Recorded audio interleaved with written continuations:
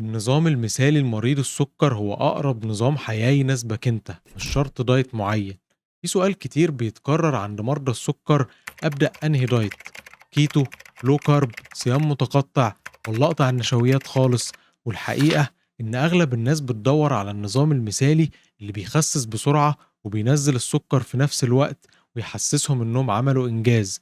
بس خليني أقولك الصراحة، الأنظمة دي مش معمولة علشان كل الناس، ومفيش نظام واحد ينفع لأي حد. اللي ينفعك مش لازم ينفع غيرك، واللي نفع صاحبك ممكن يتعبك. ليه؟ لأن كل واحد ليه ظروف حياة ومواعيد شغل ونمط نوم وحالة نفسية مختلفة.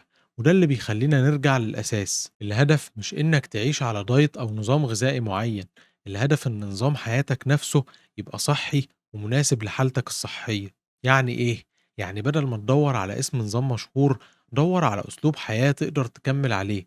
يكون نظام بسيط تاكل فيه أكل حقيقي، تنظم مواعيد أكلك، تقلل السكريات والنشويات اللي ملهاش فايدة. نظام يخليك تحب الأكل الصحي مش تكرهه.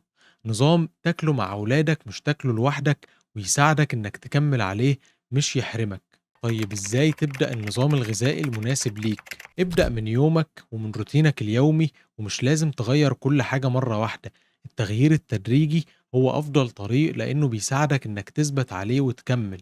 واحد، راقب مواعيد أكلك وخد بالك إمتى بتحس بالجوع فعلا، وهل بتاكل وقتها ولا بتاكل بسبب الملل أو عشان متعود. ولو تحب ممكن تسجل ملاحظات بسيطة تساعدك تفهم نمط أكلك. 2، اعرف أكلاتك اللي تحبها وحاول تعدلها صحيا. يعني مش لازم تبطل كل حاجة بتحبها، لكن فكر إزاي تقلل من السكر والدهون اللي موجودين جواها، أو إزاي تحضّرها بطريقة صحّية أكتر. مثلًا لو بتحب البطاطس المقلية، جرّبها مشوية بدل مقلية، وهتلاقيها طالعة بنفس الطعم تقريبًا. أو لو بتحب الحلويات، جرّب بدايل طبيعية تكون أقل في نسبة السكر. 3، نظّم وجباتك وحاول تثبت على 3 وجبات رئيسية يوميًا، مع سناك صحّي خفيف لو حسيت بجوع بين الوجبات. والتنظيم ده بيساعد إن جسمك يحافظ على مستوى سكر ثابت ومريح.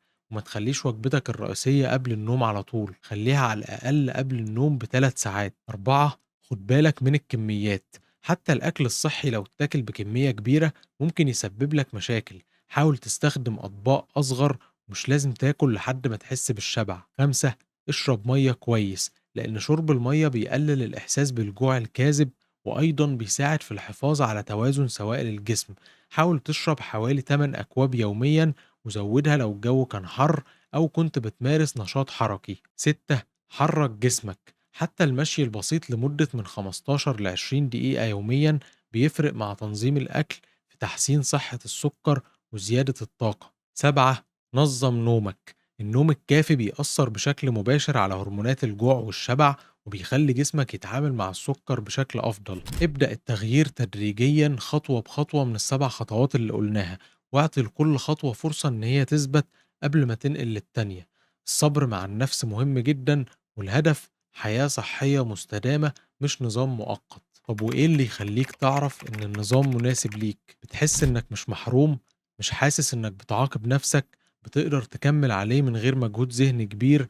وسكر الدم بتاعك بيستقر أكتر، وطاقتك بتتحسن، وبتبدأ تخس شوية بشوية من غير ما تحس إنك مقيد. والخلاصة إنك لو تعبت من الدايت، يمكن المشكلة مش فيك، يمكن المشكلة إنك بتحاول تعيش حياة مش مناسبة ليك. المفتاح الحقيقي للالتزام بالنظام إنك تلاقي نظام حياة يبقى مناسب ليك أكتر ويخليك مرتاح ومستقر وصحي.